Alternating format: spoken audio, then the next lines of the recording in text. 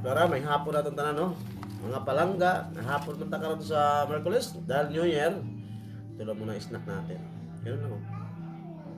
Bito ka ng manok, barbecue. Dahil pagupit din tayo, para happy. Yan, daming barbecue.